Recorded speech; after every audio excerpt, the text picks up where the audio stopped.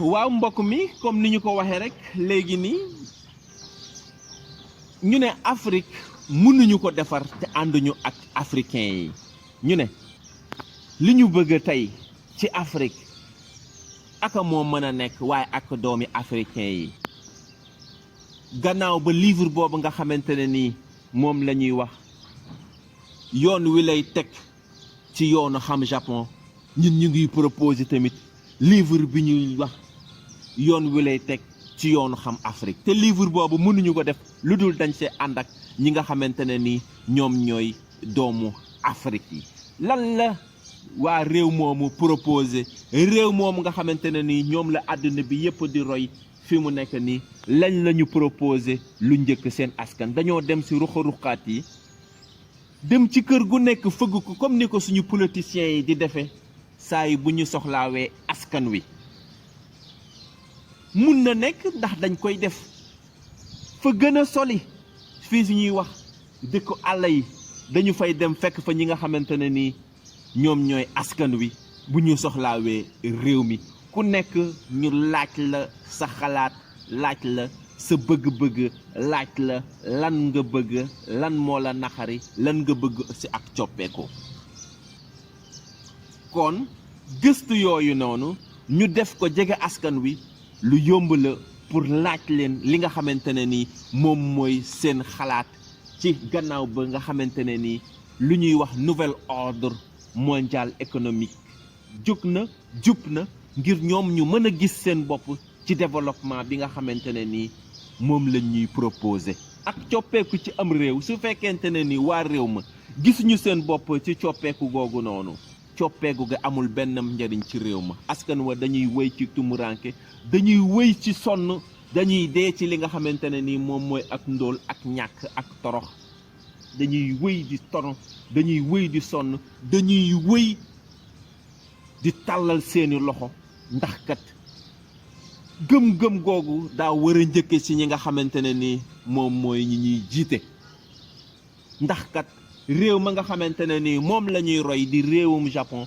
la mu njëkke moom mooy gëmloo askan wa réew ma xamal askan wa réew ma xamal askan wa la nga xamante ne ni moom la réew ma man ci livre boobu nga xamante ne ni moom mooy le guide du Japon boo demee ci réew mi nu toll ak jamono fi mu toll ci 21e siècle téeméer yoo gis kenn moo say mën a làkk anglais wala sax téeméer yoo doo sa gis kenn koo xamante ne ni ku dégg anglais la gannaaw ba ñu leen formé defal leen formation seen réew gëmloo leen seen réew ba ñu xam seen réew ci at yi mujje nii la ñu commencé di leen jàngal la nga xamante ne ni moom mooy anglais dama ne sam réew bu jiitee ci sa dënn xam sa réew bu jiitee ci sa dënn xam ki nga doon bu jiitoo ci sa dënn jiitu sa bopp leneen loo xam lu nekk du yàq dara parce que bu ñëwee dafay fekk lu ko fa jiitu la ëpp solo mooy sa réew kon ñoom tey mën nañoo jàng anglais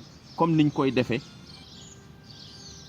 2020 gi boo demee yaa ngi leen di fekk ñuy commencé di jàng anglais ñoom tey mën nañoo jàng français jàng espagnol jàng xeetu yeneen réew gannaaw ba ñu leen domtee ci réew ma maanaam tàggat leen sa la réew ma man ak la doomi réew ma man gëmloo leen réew ma xamloo leen réew ma ba ñu xam ko ba liggéey ci ay at gannaaw Hiroshima ak Nagasaki ñu jógaat taxaw def ay jéego yu rëy ci àdduna kon xam nañu ne ñoom seen réew la affaire bi ñoom la gannaaw bi ñu xamee ne affaire bi ñoom la ñoom ku ñëw ci réew ma liñ lay njëkk gëmloo moom mooy fii Japon la waaw réew mi lañ lay njëkk gëmloo ñoom gëmloo ñu la keneen gëmloo ñu la leneen seen bopp lañ lay njëkk gëmloo dañ la laan fii Japon la boo amee sa xam-xam su fekkente ne ni da ngaa am sa man-man na nga toog sam réew boo amoon xam-xam boo amoon man-man doo ñëw ci réew mi da ngay topp ci ginnaaw japonais yi di dox comme ni japonais yi di doxe di waxe comme ni japonais yi di doxe bu boobaawee da nga xam ne fii mënoo fi soppi lu toll ni tarafatal ay ni mënuloo leen jox benn xalaat mënuloo leen andil benn xalaat parce que say xalaat ñoom soxlaawuñu ko parce que ñoom tëgg nañu seenam réew defar nañu seenam réew ci seen image réew moom mooy à l'image des japonais mooy li ñuy wax Goni Haireba Goni Stagaire. Comme je viens de le dire sur la première partie. Moi, j'ai été charmé par ce livre qu'on appelle le guide du Japon.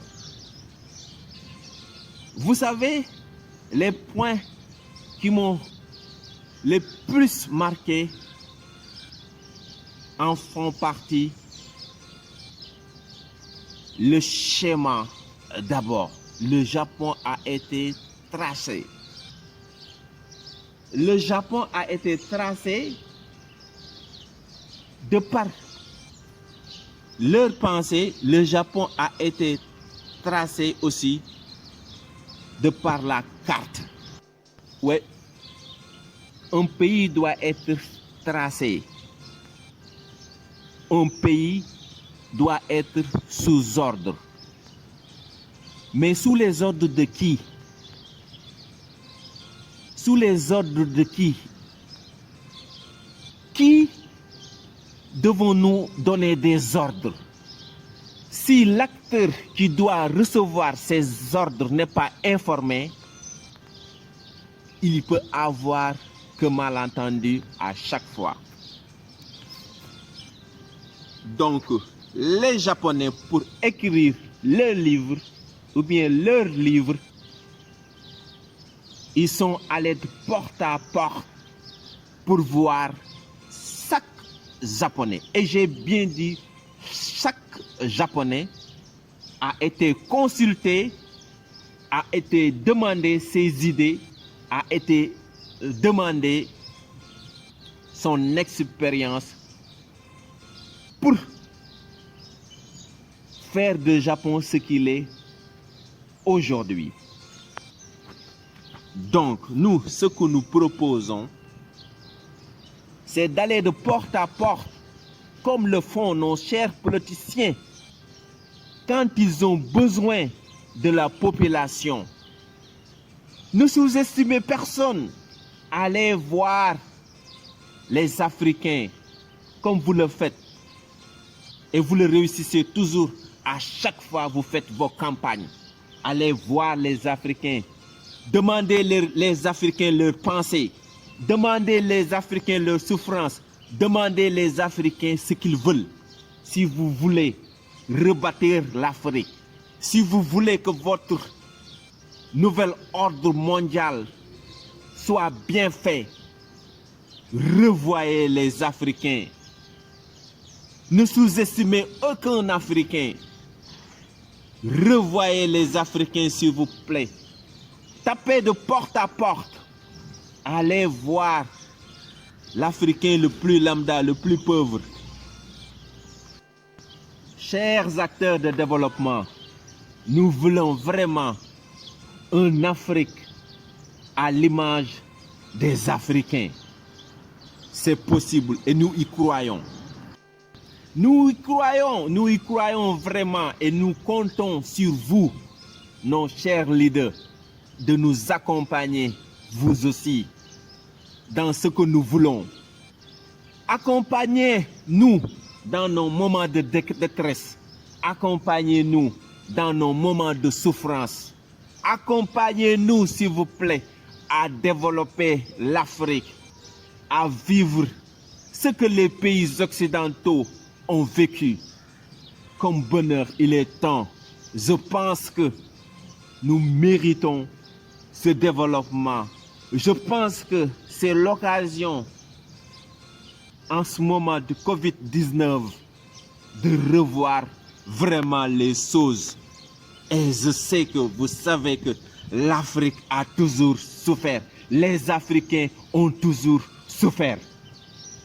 Donc, ce changement, cette nouvel ordre mondial économique, nous sommes pour. Mais nous voulons être contactés, nous voulons être sollicités, nous voulons que nos idées soient partagées avec nos acteurs. Parce que nous sommes les acteurs qui vivent cette Afrique. Donc nous demandons aux chers leaders de nous rencontrer. Sinon, on est prêt pour venir vers vous, pour vous proposer, nous aussi, nos points de vue.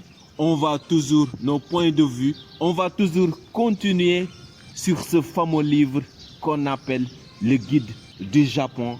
Après vous avoir fait part du schéma et des idéologies que le peuple japonais